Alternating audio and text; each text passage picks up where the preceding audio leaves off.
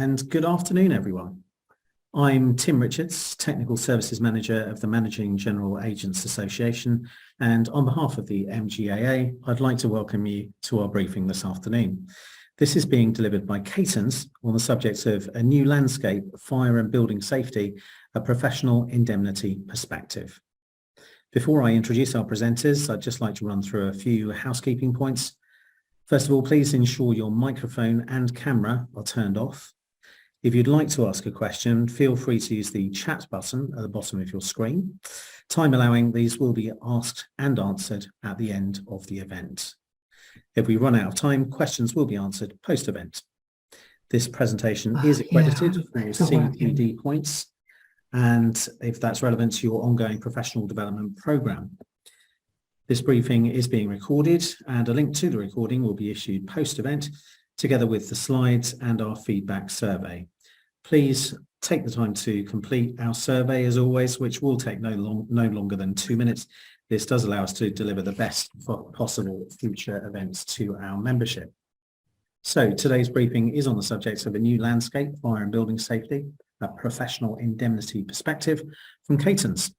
So let me introduce you to our presenters, Sam Moore and Robert Lloyd, both partners at Catons. Sam specialises in professional indemnity claims and policy coverage disputes. His practice is focused on a diverse range of professionals, including architects, engineers, insurance brokers and solicitors, as well as building contractors. Robert has more than 30 years of experience as a solicitor with expertise in dispute resolution relating to insurance, construction, professional negligence, professional conduct, statutory liabilities, reinsurance, shipping and legal costs. He has handled many cases concerning architects, engineers and contractors' professional and contractual liabilities, often with significant technical dimensions in a variety of industries, including energy and transport. He also has extensive experience in relation to liabilities of financial advisors and actuaries. So without further ado, enjoy the briefing, everyone, and over to you, Sam. Hey, thank you very much, Tim. Thanks to Tim and everyone else at the MGAA for organising this, and thank you all for taking the time to listen to the talk. In the talk, we're going to cover a few different areas. They include the current context, which is really going to explain the background and where we are now, and then the new legislation and the impact of that on professionals and their professional indemnity insurers. I'm going to deal with those two, and then Robert Lloyd is going to deal with Grenfell type professional liability claims and defences, which will include an explanation of some recent decisions in the TCC. And we've included the learning objectives on the slide there. So by the time this talk's done, hopefully they will have been achieved. So the Grenfell Tower disaster was tragic in the sense that 72 people lost their lives, and that has obviously had a profound effect on the family and friends that they've left behind. But the ramifications of that disaster are much wider than that, and it's impacted on different classes of people to quite major extents. So the first group of people I've got on the slide there are leaseholders who live in flats. As you'll probably be aware from sort of various news items, they've been faced with crippling bills for the rectification of unsafe cladding. They found that the leases pursuant to which they've owned their flats have diminished in value significantly. Where the flats were owned on a buy-to-let basis, landlords have had an inability to rent out the flats, as a few examples.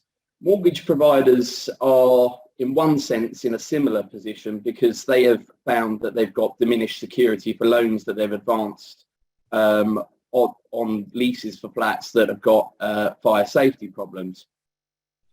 Really, as a consequence of that, professionals of different kinds have had exposure to fire safety claims. For instance, architects and engineers have had claims for defective design. There can also be inspection claims arising out of inspection if they haven't noticed fire safety defects. Surveyors have had claims because, say, in pre-purchase reports, they haven't advised on defective cladding adequately. But it isn't actually just construction professionals that have been impacted on by the Grenfell Tower disaster and the subsequent claims that we've seen. Solicitors have also had claims against them as regards the advice that they've given on service charge provisions in leases, and I'll come on to the importance of that in a minute.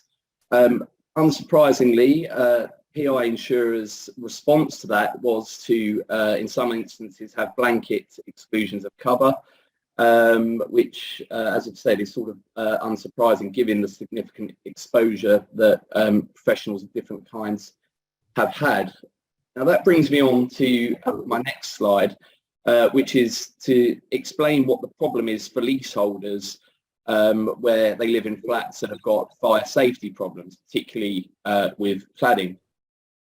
As I've mentioned, flats are owned on a leasehold basis typically. And really the big problem is that what landlords are seeking to do is to recover remedial costs for the removal of unsafe cladding through the service charge provisions in their lease. So that covers, as I've said, the remedial costs of removing the cladding, but the costs that they're seeking to recover are actually more extensive than that. They can include seeking to recover the costs of waking watches. Now, waking watches are expensive because it effectively requires a building to be watched 24/7 for the signs of a fire, so smoke, for instance. And the idea being is that if a sign of a fire is detected, then the person watching the building can raise the alarm with a view to getting people out nice and safely. But obviously that's going to be an expensive process. The big problem for leaseholders is that the landlords have been successful in recovering those costs as service charge items under the provisions in the leases. And on the slide there, I've included reference to a case called Cypress Place and Valleya Court, Manchester and Pemberston revisions. Now, that was a land tribunal case where the cladding of 2 blocks of flats didn't comply with building regulations. It was unsafe and it had to be removed and replaced. There was also in force a waking watch.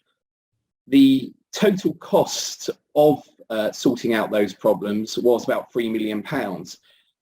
And that was found to be payable by the leaseholders under the service charge provisions in their lease. And so if that was split between the 300 flats, then that worked out to about £10,000 per flat, assuming every flat could pay their share. So that's obviously pretty disastrous if you live in one of those flats. But it's also particularly disastrous, bearing in mind that a number of people who live in flats will be first-time buyers, and they've probably spent all of the money they had on the deposit for the flat. The problem was so bad that Inside Housing had reported that 1 in 6 were considering bankruptcy options. So in other words, surrendering the lease, giving that to the bank and losing your deposit, which is financially disastrous and can have sort of long-lasting ramifications. Now, in the news, we read a lot about fire safety defects and specifically cladding. But there's no reason in theory why this situation can't arise for non-fire safety defects. And the problem that this was causing was that it was blocking the housing market to some extent, because after all, if you had a lease, if you lived in a block of flats with major problems with the cladding, you're going to be unable to sell the flat pretty much. Particularly given the exposure to a large bill for the rectification costs down the line. So a solution to that problem was devised, and that was the solution to that was Form EWS1. Now, Form EWS1 is a form which is designed to confirm whether the external wall system of the block of flats and the attachments to it, so including balconies, was safe from a fire safety perspective or not. and it's meant to be completed by a qualified individual, and I've included the definition of what a qualified individual is on the slide there. It was initially for residential buildings of over 18 metres, but it's used more commonplace than that. And really what it was an attempt to alert mortgage lenders and prospective buyers to whether or not there was a problem with the cladding. Now, if the certification was that the cladding and the external wall system was fine, then the prospective purchasers and the mortgage lenders could take comfort from that, and the conveyancing transaction could go through. Whereas if the external wall system needed changes to it, then people were alerted to that and they could be dealt with. The form EWS1 seems to me was a good idea in the sense of trying to alert people to potential problems with the external wall system.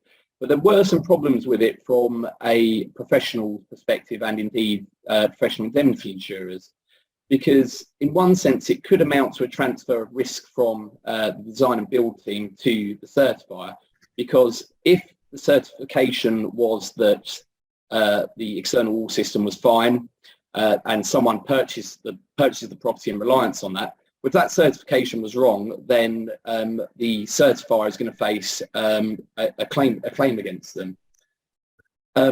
Concerningly, RICS had identified that some people were acting as certifiers who didn't actually have the necessary competence, which is a concern, and generally, but also for PI insurers, because if you're a surveyor who doesn't have the necessary competence, it doesn't mean that you wouldn't have cover under your professional indemnity policy, assuming that you did have some cover for sort of matters of fire safety and cladding in the first place.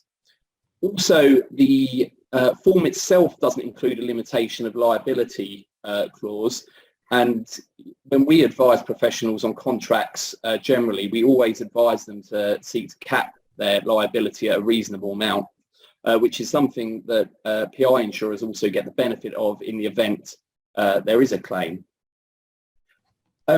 So really, owing to those sorts of problems, there was a lack of appetite to cover liabilities coming out of form EWS1, so much so that the government have launched an insurance-backed, a state-backed professional indemnity scheme, which I'm pleased to say Catons are appointed to do the claims handling and legal services in respect of any claims arising out of that. There are some benefits of the scheme, which I'll just explain briefly.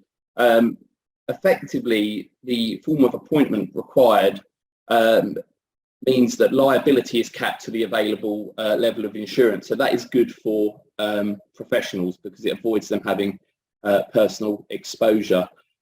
Now, that brings me on to one of the first pieces of legislation that I'm going to talk about today. I'm going to cover this briefly because I think there's sort of more topical legislation to talk about. So the first piece of legislation is the Fire Safety Act. Now, there is a piece of secondary legislation called the Regulatory Reform Fire Safety Order of 2005. And what that does is imposes a duty on responsible persons to make sure that premises reach required standards from a fire safety perspective, and it also imposes sort of risk assessment and training obligations on them. A responsible person is someone who has control of the premises. Now that can be different classes of people. It could be the building owners, leaseholders, or managers of the building. Now, what the Act does is it extends the scope of the order to cover more parts of multi-occupied residential buildings. So it now covers all of the doors between the domestic premises and the common parts, and it covers the building structure, the external walls, and any common parts. And effectively what that means is that there's a clearer path to enforcement of against responsible people, but not if they haven't made sure that the building is up to scratch from a fire safety perspective. effectively, if you don't comply with that, then you can be subject to fines or in some cases, imprisonment if it's really serious. But what this doesn't do is it doesn't address who is responsible for covering the remedial costs where a building needs remedial works. And that brings me on to my next slide. Now, in January of last year, the government announced a reset of its previous approach to the financial assistance for covering rectification costs of buildings that have defective cladding. So the previous approach was that where a building was over 18 metres, the government would cover the costs of rectifying the cladding. If it was between 11 and 18 metres, there would be some partial funding but not complete. Whereas if it was below 11 metres, then there wouldn't be any funding at all. Now, that approach wasn't met with great enthusiasm for the public, which led Mr. Gove to announce a reset of that approach. And he declared that no leaseholder living in their own flat will have to pay a penny to fix unsafe cladding. Now, how the government is doing that is there's different ways they're doing that. So the first point I've mentioned there is the building safety pledge. Now, the building safety pledge is effectively going to be an agreement between the government and different major developers, where the developers have to commit to looking back over the past 30 years for buildings where they've worked, which they've either constructed or refurbished, to make sure that to check whether they have any life safety fire critical defects. This is only going to apply for buildings over 11 metres. Now, if they find those defects, then what they have to do is they have to rectify them at their own cost. So it's a massive undertaking for the developers, as you might imagine, to go back over the last 30 years, carry out the inspections, and then rectify any problems that they find. There was available via the government website a draft version of the proposed agreement between the government and the developers, which is sort of in the process of being finalised. What it does make clear is that the developers are entitled to seek to recover those costs from other people who are responsible, and the expression used in the agreement is that they will be capable of assertion to their fullest extent. So I think we can expect to see developers who are rectifying buildings seeking to pass on as much of the cost of that to those who are involved in the design and construction of the building. So in other words, we probably are going to see a significant amount of PI claims arising out of this, would be my expectation.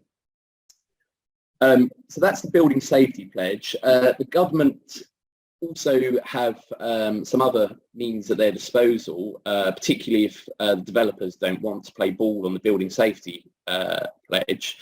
So Section 58 of the Building Safety Act allows the Secretary of State to render a levy for the purpose of meeting building safety expenditure. There was some talk of there being a levy of 4% on the most profitable developers, although I'm not quite sure that's actually happened yet. I suspect part of the reason why some of the developers are signing up to the building safety pledge is because of those sorts of weapons that the government have. As we know, there is also government funding available to rectify cladding in the event, say, the building safety pledge doesn't apply, etc. As I've said, I think the building safety pledge is positive if you're a leaseholder, but I do think that that is going to result in claims being made against professionals who have been involved in the design and construction of these buildings, which aren't safe from a fire safety perspective. And the ability or the intent for developers to be able to recoup those losses is also evidenced by some of the changes to the legislation that I'm going to discuss next. So that brings me on to the Building Safety Act and the amendments that it has made to the Defective Premises Act of 1972. So what I'll do is I'll explain how the Defective Premises Act did work and then what the key changes are to that. So Section 1 of the Act imposes imposed a duty on contractors and designers in respect of new buildings only to make sure that the works or the design was carried out so that the dwelling was fit for habitation. The question of what is unfit or unfit for habitation is going to depend on the particular facts of the case in question. But I think we can be sort of relatively happy that if there are a wide range of fire safety defects, that there's a good chance that will render a building unfit for habitation under the Defective Premises Act. So to give an example of that, I've mentioned on the slide the case of Bowl and Huntsfield Limited. Now that was a case that concerned different defects, which included defective foundations and also fire safety defects. The courts, in finding that the dwelling in that case was unfit for habitation, took into account expert evidence that the dwelling would not comply with the requirements of approved document B in relation to fire stopping and means of escape, and also that there was problems with the foundation. The reason why I mention that case is because whilst the headlines about all of this sort of stuff is about fire safety, the extent to which there are changes made to this legislation, they make it easier for claims to be pursued, then that can apply in relation to non-fire safety claims as well. So what are the key amendments then to the Defective Premises Act? Well, it's now going to apply to existing buildings as well and not just new buildings. So that will mean it will apply to extension and refurbishment works. Significantly, the changes have retrospective application, so that's to say they apply to projects that had been done before these amendments come into force.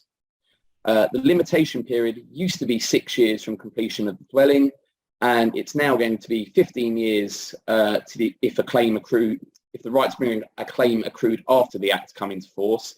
So that will be if the works were completed after the Act come into force, or if the project was completed before the changes come into force, then 30 years for those. That is obviously very, very significant, and you might notice that the 30-year period ties in to the period that the developers have to look back under the Building Safety Pledge. Those changes have been in force since 28th of June last year. So my final slide is about Section 38 of the Building Act, which has been brought into force by the Building Safety Act. So Section 38 of the Building Act imposes a civil liability on someone who causes building regulations to be breached, provided that causes damage to someone. So in order to understand how this provision is going to work, the first question is, what do the building regulations cover?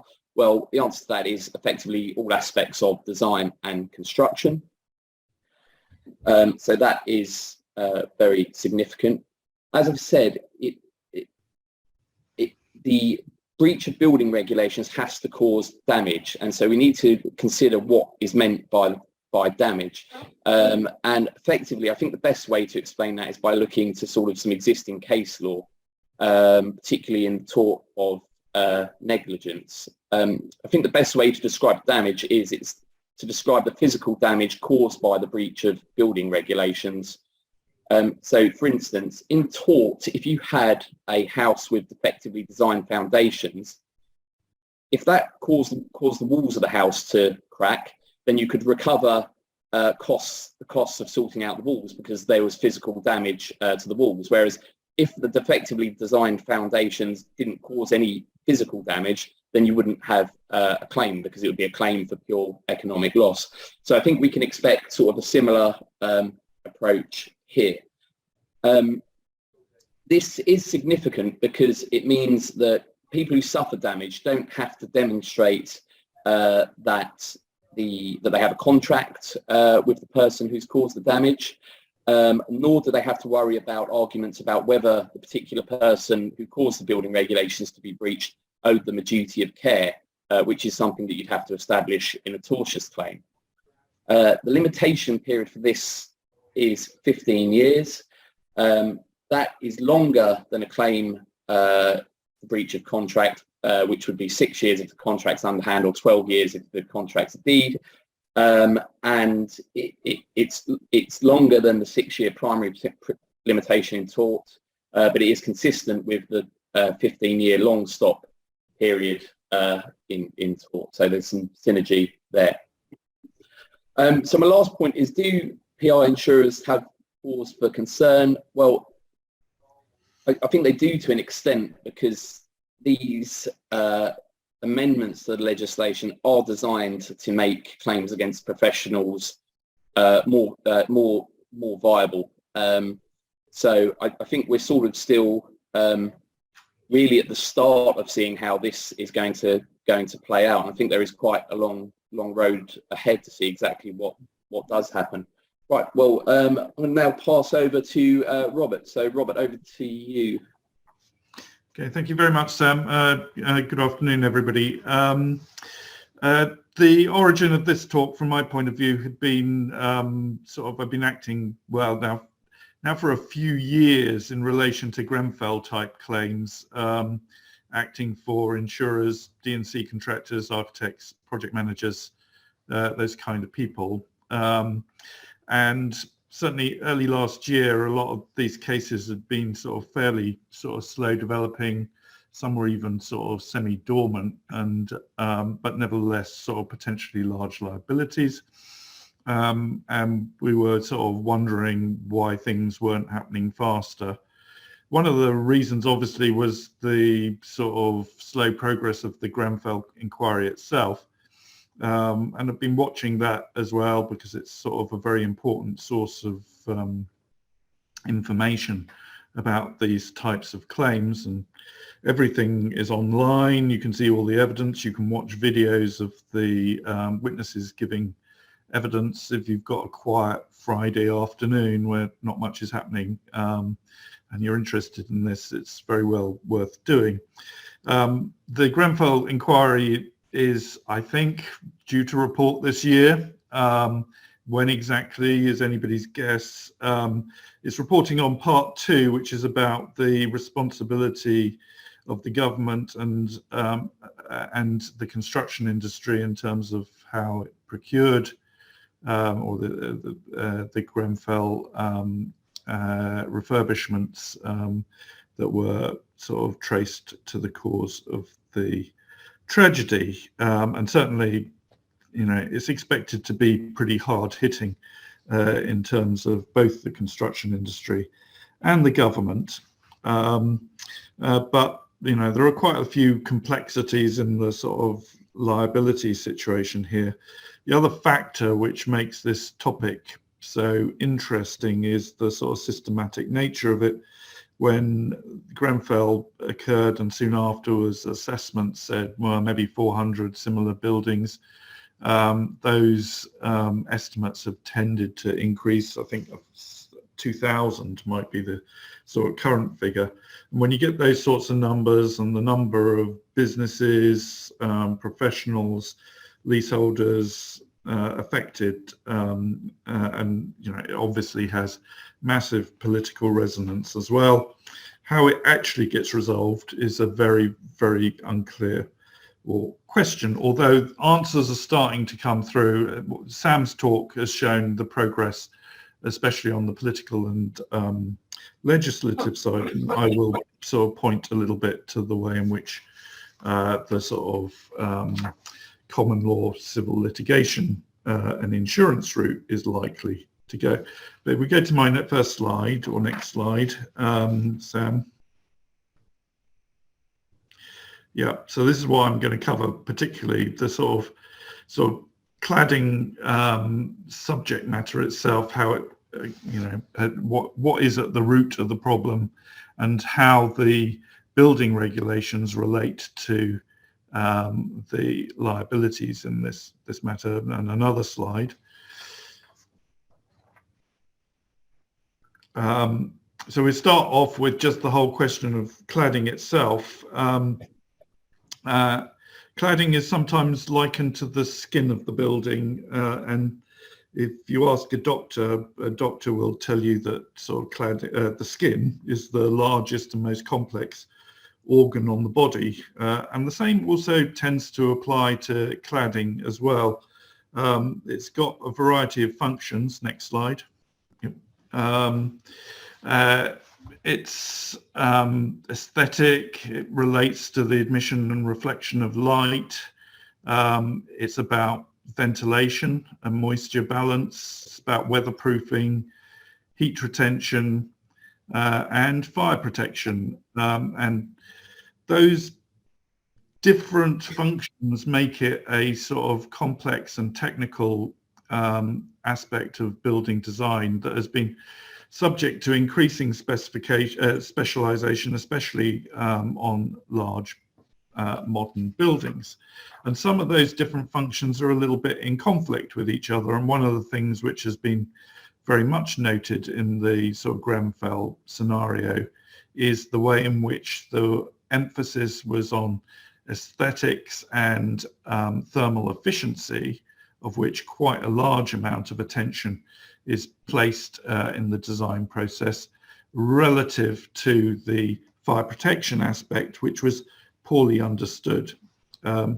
So go to the next slide and we'll see what the yes, and I should say for insurers, cladding is not a new issue. Yeah, it's problems with cladding are behind huge numbers of claims that have gone back to the year dot, and that fire safety, water ingress, spoiling of the surfaces, even sort of catastrophic damage can arise through the failure of the cladding. So insurers should always have been aware that that was one of the weak spots of buildings. Go on, Sam, next slide. In the Grenfell type case, we are almost always looking at three aspects of the design of the sort of skin of the building. I think you're probably quite aware that in Grenfell, the first thing that was regarded as bad was the sort of the aluminium sandwich panels, which are on the as part of the rain screen or the outer surface of the building, and the problem was that those were sort of composed of sort of a metal sort of exterior surface on the outside and the inside, but had an organic compound such as polyethylene in the middle, and that polyethylene core, so to speak, was the fuel which helped the sort of fire spread from the top to the bottom of the building in about 20 minutes. So that's the external rain screen cladding. If you look at my slide here, you can see a sort of thicker yellow layer on the left-hand panel. That's the insulation, which is primarily there for heat retention and thermal efficiency. What you find is that sort of historically sort of insulation was provided by various products. One of them is mineral wool, which is relatively safe in this context and the right answer in these cases often. But what you have often found is that there are actually sort of spongy mattressy type insulation formed by organic compounds. And in Grenfell, the insulation was provided by Celotex and Kingspan, and they used compounds such as polyisocyanate, which have been demonstrated to be combustible, and another big problem.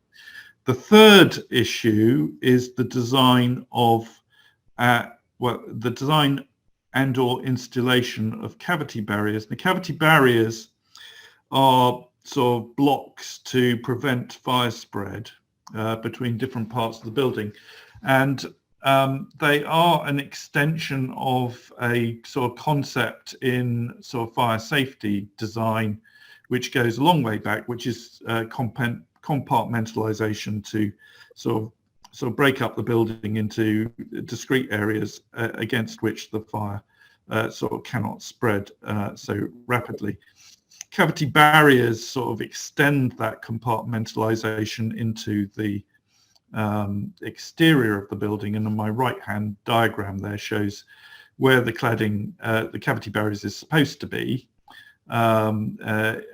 around discrete flats, and notice it's supposed to be around the windows or openings as well.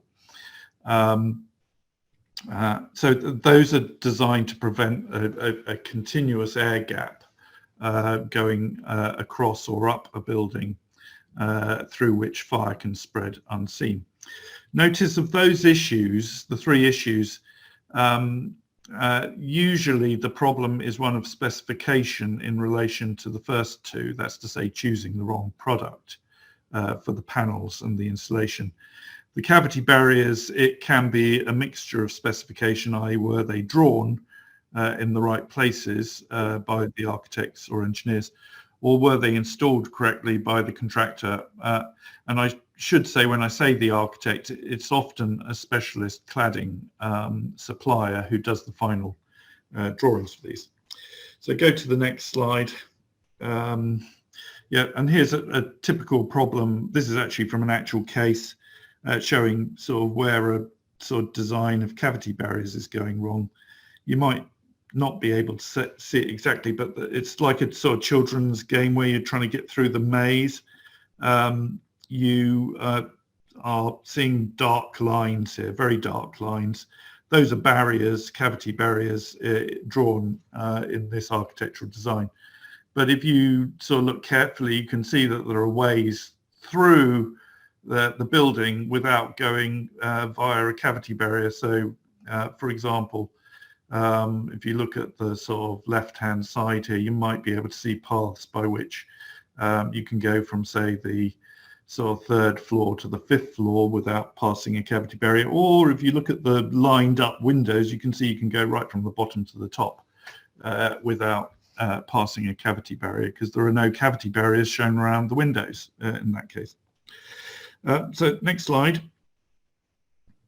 Now,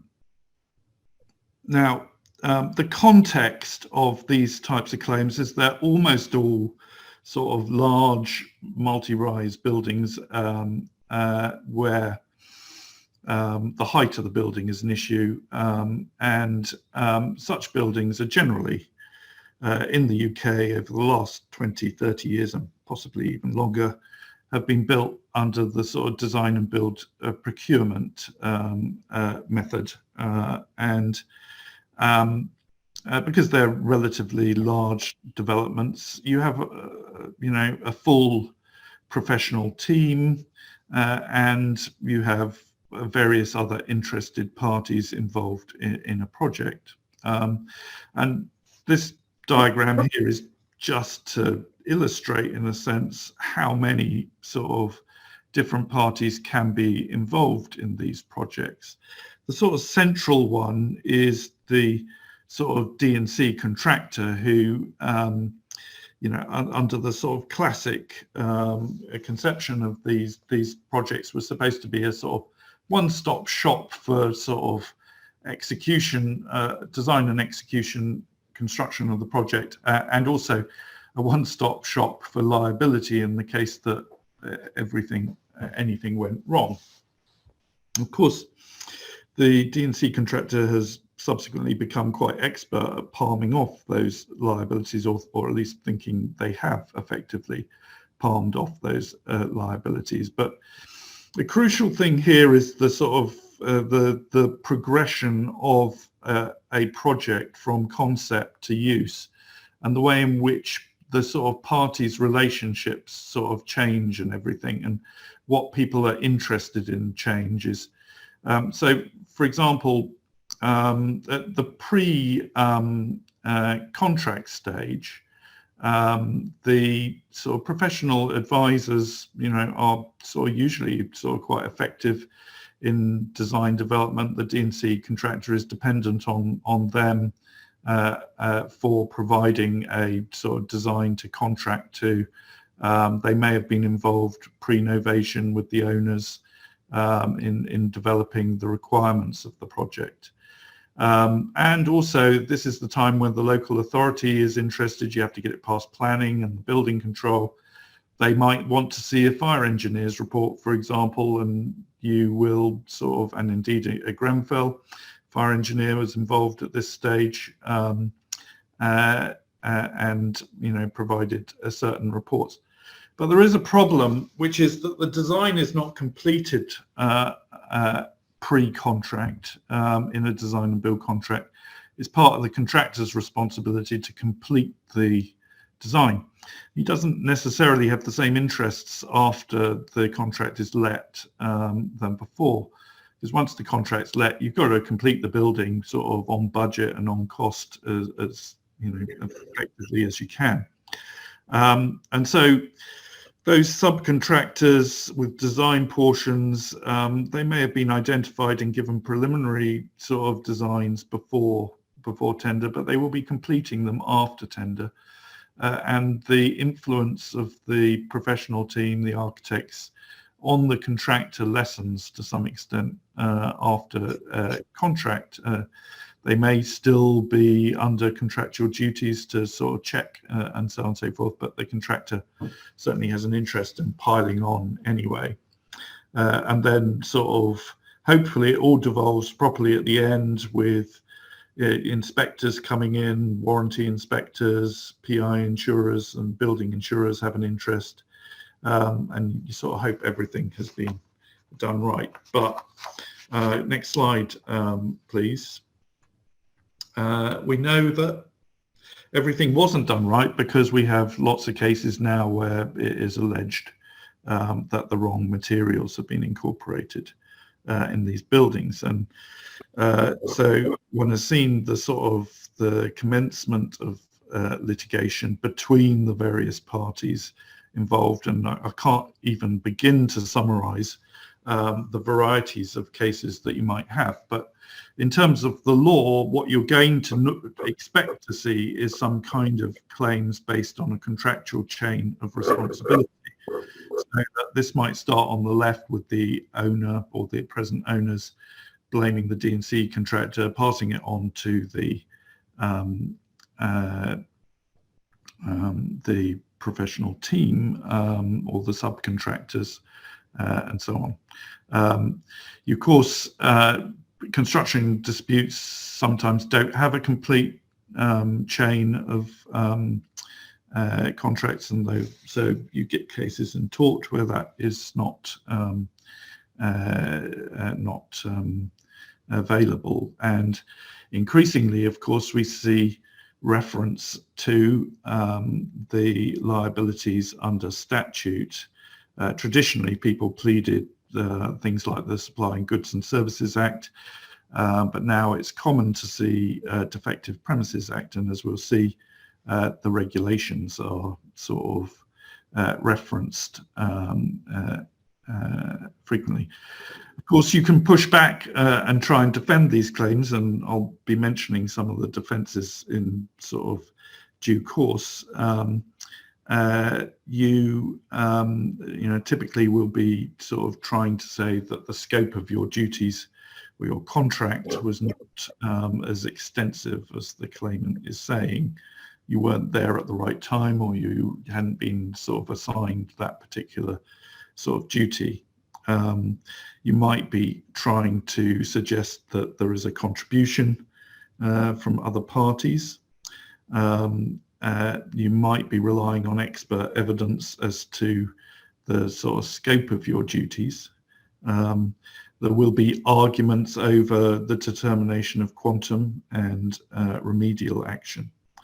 And one was hoping that you might have a limitation defence, but the Building Safety Act, if you haven't already settled your case, has completely squashed that.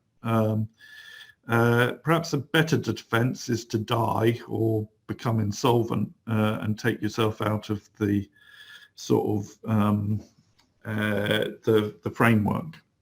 And another way, which is quite disabling to some of these cases, or at least from the claimant's perspective, is to sort of to have insurance coverage issues, which will be sort of denying some defendants of a complete indemnity for the claim or a partial issue that sort of prevents indemnity for the full claim. I have to say all these features sort of are commonly part of most of these claims, and certainly sort of insurance coverage is a very, very common aspect of this. Next slide, please. Now, just before we sort of go further, I think it is worth saying what we do know, about the sort of responsibility for this type of scenario.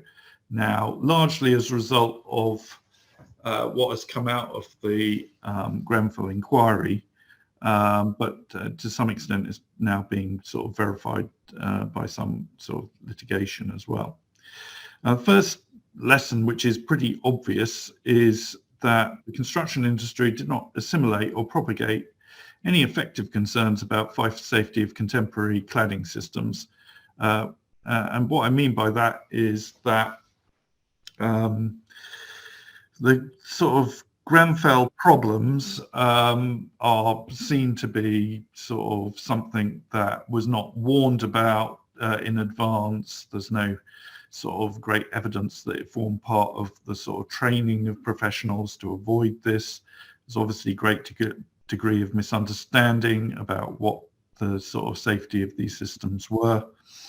And effectively, the cast of players I mentioned in my diagram earlier had obviously sort of designed and constructed many sort of buildings in this sort of with these weaknesses without realizing that they might sort of be building up some kind of sort of danger.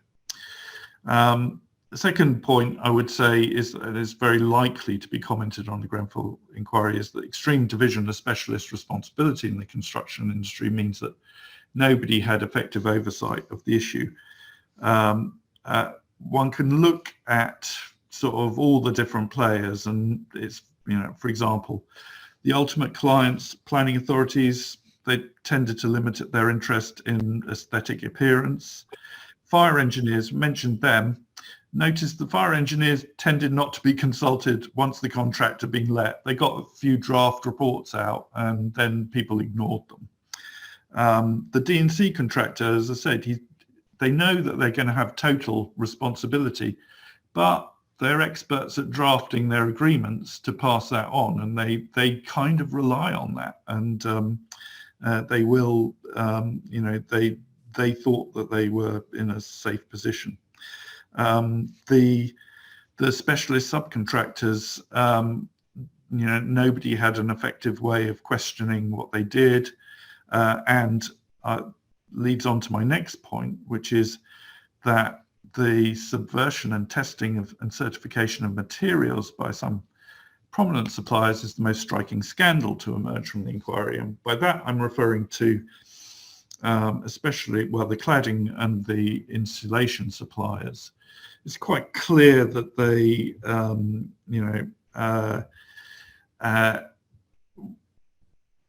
provided products that they should have known were combustible, and that they gamed the system of testing and certification to their advantage. And some of the sort of, highlights of the evidence in the Grenfell inquiry sort of show sort of this subversion in practice, and nobody sort of knows or knew at the time sort of how serious that had been. And it's partly because material supply is not something the industry, or at least the builders and the architects and those kinds of professionals had a very sort of great handle on. And they weren't particularly trained in the science of materials. And I would say whether a particular contractor or professional at fault is secondary to the above, in the sense that it is very much a systematic problem. Next slide, please. And this sort of thing is the sort of smoking gun of the sort of Grenfell inquiry. This is a British Board of Agreement certificate for Kingspan K15 rain screen, which was sort of, I think, 10% of Grenfell. It was mainly Celotex, which is provided a similar product, but Kingspan is a very well-known insulation supplier, big supplier in Ireland. And what was common was that sort of architects and specifiers would see this kind of document, which is just about see it's an 8-page document, but go to section 7, behavior in relation to fire. It says under 7.1, this product is classified as class 0 or low risk as defined in the document supporting the national building regulations. And well, most people signed off after reading that and thought, well, that's good. And frankly, I don't blame them. It looks good, but it's not. As we might see, that it is much more complicated than that. Go to the next slide, which it kind of introduces the subject to the building regulations. Building regulations, very simple sort of set of requirements in, which are based on the original sort of fire safety acts. And you can see here the key one in this subject is the external spread of fire. The external walls of a building shall adequately resist the spread of fire over the walls and from one building to another, having regard to the height, use and position of the building. The building regulations are a series of basic requirements under different chapters, just like that one. They're general principles, yeah? They're not too hard, you would think, to interpret, although I did have one contractor client who thought this one was entirely about the spread of fire between buildings and not on a building, and had sort of been reading it wrong in that way. In any event, to actually sort of really understand how liability is established, one has to sort of look at the building regulations approved documents, which are guidance on how to sort of apply the regulations, or at least follow the regulations. And that's a much more complicated thing.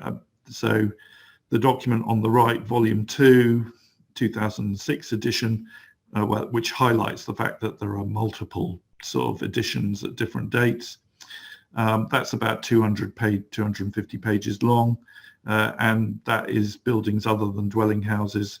There's a buildings that are dwelling houses version, which is similar length, and a high-rise block like Grenfell probably came under both the other than dwelling houses and the dwelling houses version, so 500 pages of regulations. And so once you get into that, it's a much more specialist activity. You really have to be the right sort of professional to understand the full implications of it. If you go to the next slide. And in most of these cases, we're now reduced to asking whether you have complied with the regulations and how do you show compliance. And the answer effectively came back that there were 3 ways to comply. One is to follow the guidance, which, as I've just mentioned, is that 250-page document. of which, of course, there are other documents in relation to other parts of the building regulations. There's sort of different chapters. H is drainage, for example, and A is structure, for example. What we know from sort of cases and now is really you follow those guidelines. They're really rules. And if there is any departure from those guidelines, you're in significant trouble. The other alternative was to actually sort of pass the fire test down at the sort of building regulation, building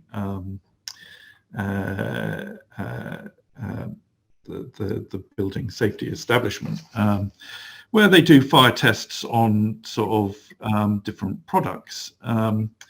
Problem was that although the guidance showed different tests for materials and everything, they also effectively required you to show the passing of the test of the whole system.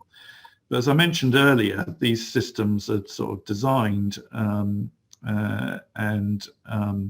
they're quite complicated, and they involve multiple components, and no building contractor of D&C type is going to send a completed design, and remember, they don't complete the design until after the contract is let, down to the building research establishment to sort of test them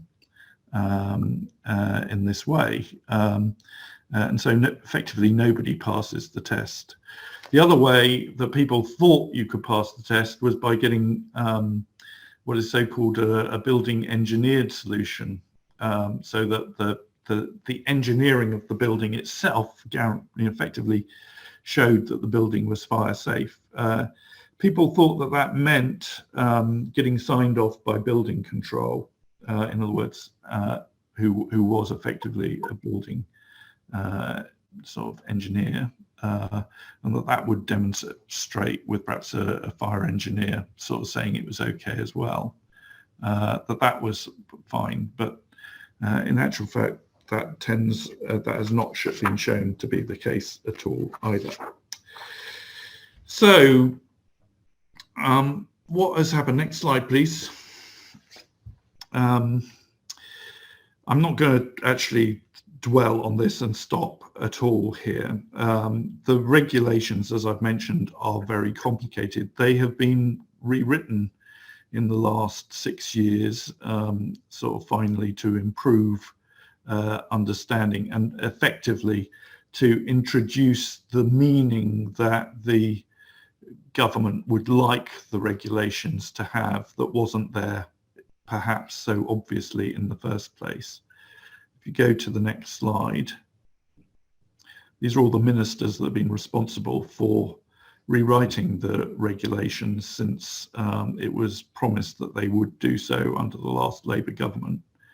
And going on, next slide.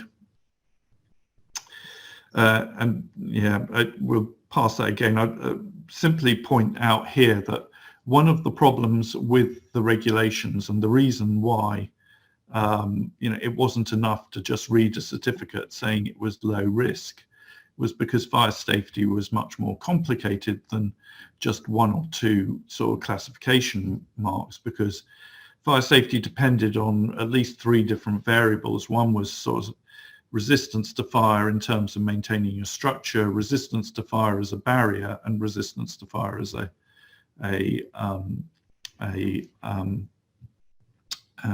in terms of spreading as a fuel. For a long time, we, lawyers have been wondering how and if sort of any defences that, based on the reading of the certificates might be successful, or alternatively, in terms of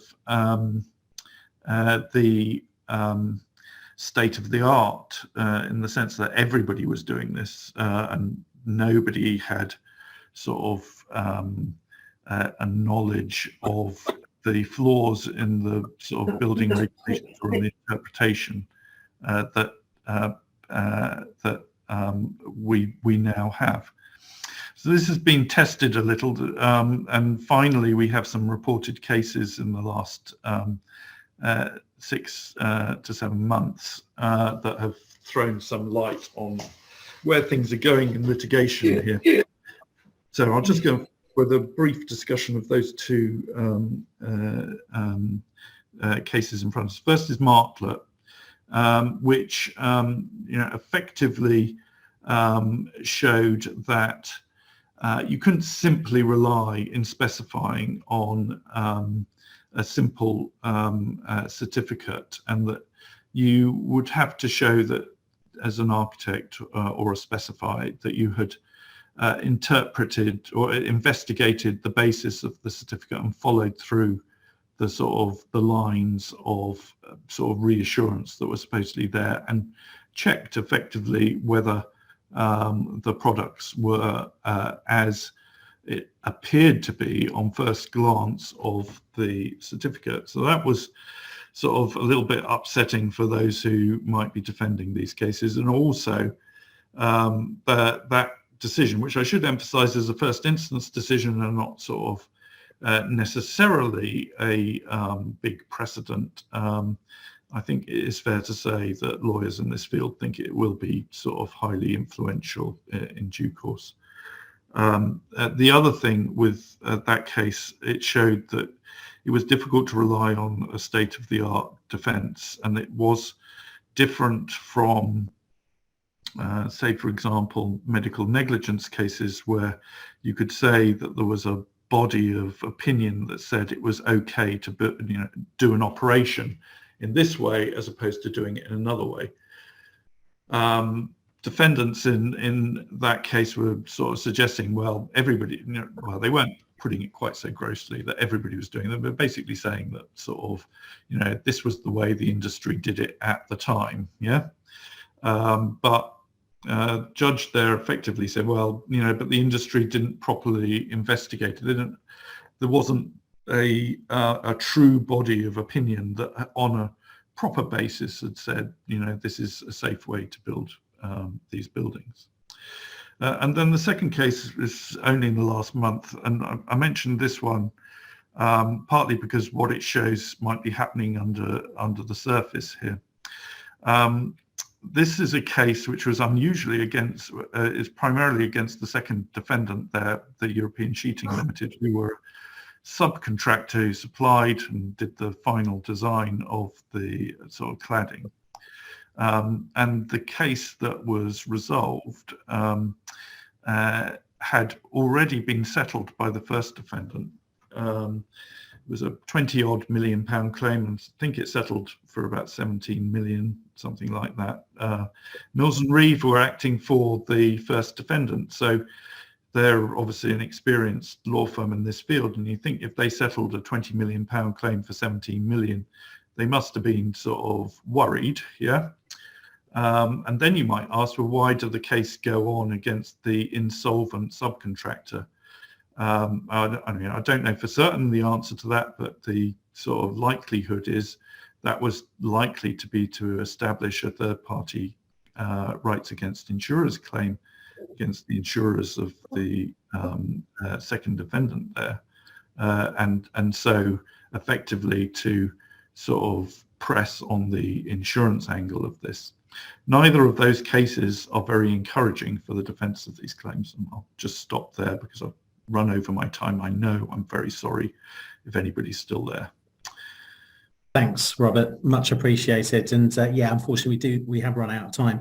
But if anyone has any questions, if you can pass them along to either Sam or Robert directly or to myself. So my email address is tim.richards@mgaa.co.uk. And I'd be happy to pass those on.